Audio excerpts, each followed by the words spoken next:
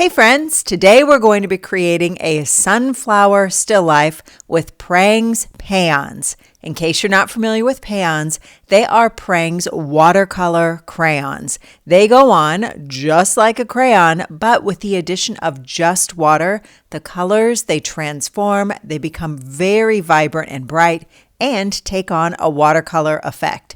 For this project today, you're going to need some payons as well as a permanent marker, a paintbrush with a cup of water, and a 9x12 sheet of paper. So with those things on hand, let's dive in. Let's begin with our paper going vertically or up and down, and I'm going to bring the bottom of the paper to the top. Holding it still with one hand, I will fold the paper with my other hand, making a crease right through the middle of my paper. It's a horizontal line. I'm going to make a second horizontal line by bringing the bottom of the paper up to that crease and unfold. And so you'll see I now have a large section of paper at the top and two smaller sections of my paper at the bottom.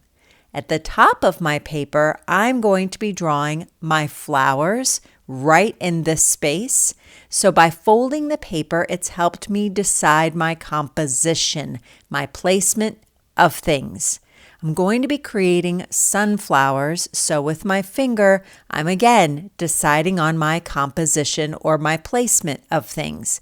Sunflowers have a very large circle for a center, so I'm using my finger to draw those circles and kind of plot and plan my composition. I'm going to draw 3. I'm trying to keep most of them above that crease line, but if one goes a little bit below, it's okay. All right, there's the center of my line. I'm going to go a little bit over from the center, and with my permanent marker, I'm going to draw a circle. And I hope you're going to draw a circle along with me. Now, this is a flower. The circle or center of your sunflower does not have to be perfect, so don't worry about that. Let's dive into the next one. This one, for a little variety, I'm making my circle a little bit bigger so that I have a small sunflower and a bigger sunflower. And maybe this one, I'll make it a little bit in between size and also change the shape. Instead of making it a perfect circle, maybe it's going to be a little bit more like an oval. All right, I've decided I want 3 sunflowers in my vase. So now I have my 3 circles above that first folded line, and now we're ready to dive in to adding the center of the sunflowers. So for that, I'm going to be creating maybe something right here. Now, sunflowers are all different, just like people. They come in different shapes and different sizes. So perhaps for this first one, I'll draw another circle inside. And then to show the seeds of the sunflower, I'm drawing some diagonal lines going in one direction. And then I'm going to cross those over with more diagonal lines going in the other direction. Okay, now let's try the smaller sunflower. And maybe for this one, I'll use some circles, perhaps to create the sunflower seeds in a different way. So you being the artist, you can decide if you want to do the same as me or something a little bit different. And now for this top sunflower, what kind of shape could I draw up here? Maybe another circle and then perhaps some small shapes for small flower petals. It kind of looks like I'm drawing a capital A without making the line through the middle. So once you have your 3 sunflower middle parts finished, we're ready to add the flower petals. Okay, let's move on to the flower petals. I'm going to start here and draw a line going up and then one at the bottom going down. Kind of like a compass, I made a north and a south. Now I've made an east and a west line. Now, in between each of those, those are called line segments. So in between each line segment, I'm going to add another line. I'm trying to make the lines about the same length, but if they're a little longer or shorter, it's okay. Now let's draw even more lines between those smaller line segments. So that's right, I'm finding the center of each one of those line segments and making a line that's about the same length as the other ones I made. Those are going to be the sides of my flower petals. Now to create the top, do you remember that capital A kind of shape I made for the other flower? That's the kind of shape that I'm creating for the top of each of these flower petals. Or you could also think of it as an angle line or an upside down letter V. It could be pointed at the top like I'm making mine, or you could make it a little bit rounded. I know my big old hand is in the way, but I am making the same kind of angle line at the top of each to create my sunflower. And if you ask me, it's looking like a sunflower. It's looking pretty good. When I'm finished with this sunflower, I'm going to move on to that smaller one near the bottom. We're going to do it the same way. So a north line and a south line. I went west this time and then east. I'm going to find the middle of each line segment and make a line that comes up about the same length as the other lines. But I'm going to stop right here and do the tops of the flowers now. Maybe I can make it a little bit more rounded. I could still make it pointy. You know what might be interesting is to make sure that each one isn't exactly the same, because things in nature, things that are organic, they're not perfect. They don't grow exactly the same. So these flower petals are a lot wider than my other ones. And using an angle line, I think I'll squeeze the tops of more flower petals in between. So now I have two different sunflowers. Now I'm ready to complete the one that's in the background. Now, since this littler one is in the back or the background, parts of its flower petals will be hidden by the other flowers. And notice I'm making my north, south, east, west lines a lot smaller and shorter. And I think I'm going to go ahead and add more of those lines. So this one will have the thin flower petals.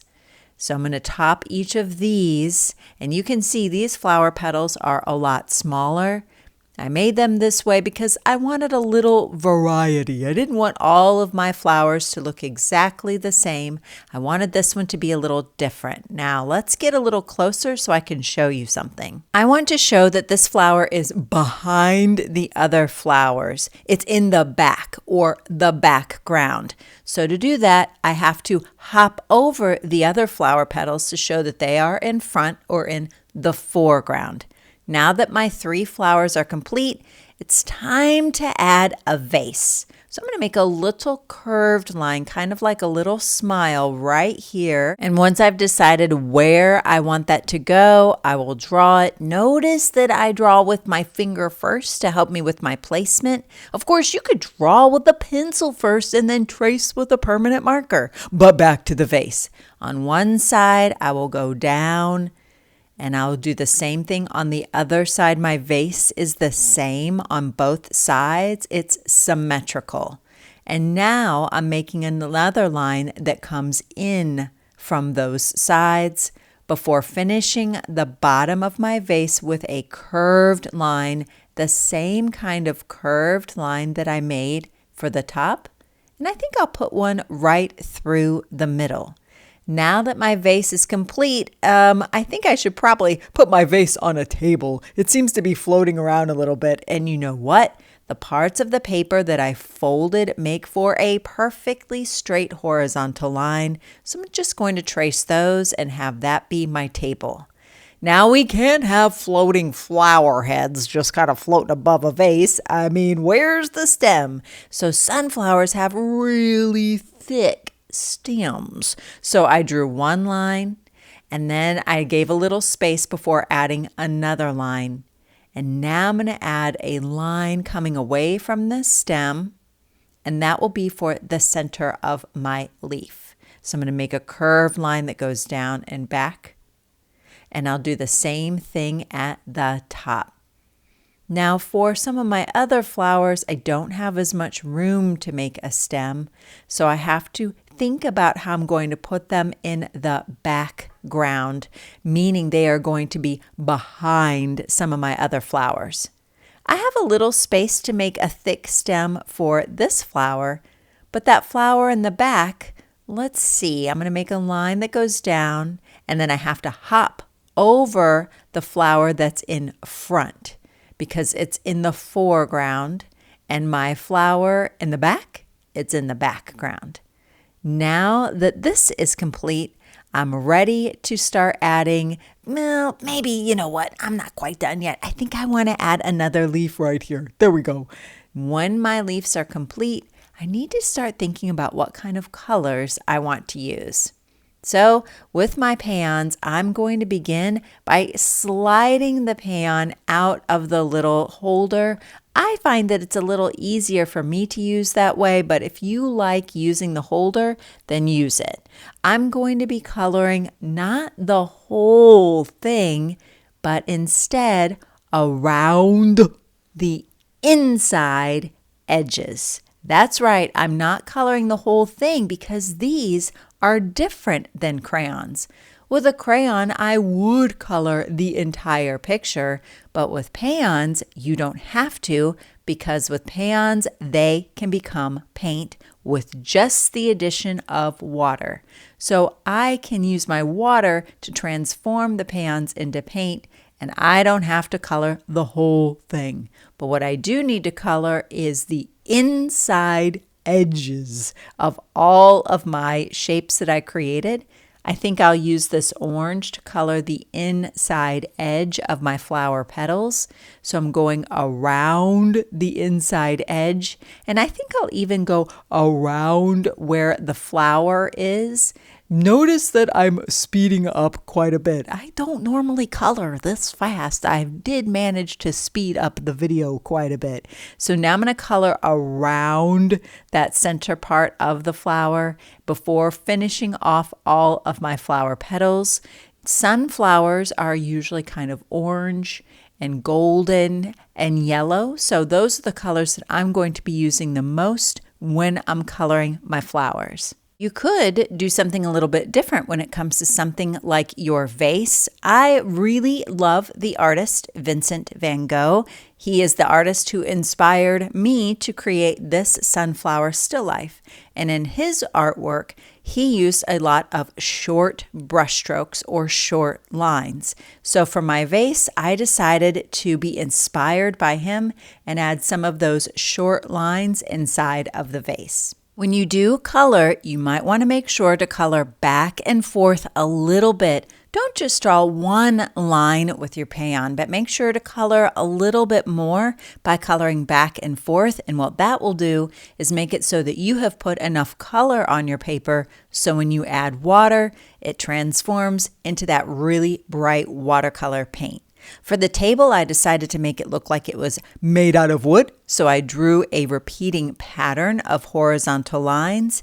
And for the background, I was once again thinking of the artist Vincent van Gogh, but this time I was thinking of his artwork called Starry Night. And in Starry Night, he used a lot of spirals and twirls of color, especially things like blue and purple. So those are the colors that I'm using in my background.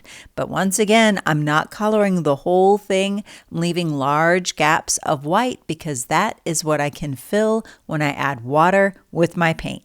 Speaking of, let's get started on that.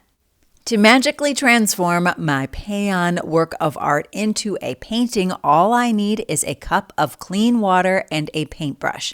I liked using a smaller brush so that I could get into those smaller spaces. The moment you add a little bit of water to the areas that you've colored, it will transform into paint. However, you will want to make sure that before painting another area, you clean your brush in your cup of water. Also, I like to paint all of the same colors first. So notice I jumped from one of the centers of my sunflower to the other center of the sunflower. The reason I do that is because I want to give the paint a little bit of time to dry before I paint another area that's close to it. For example, if I start to paint my orange flower petals right away, the orange and the brown colors, they may mix together a little bit. Now, on a sunflower, that's not really a problem because those colors, they seem to work well together.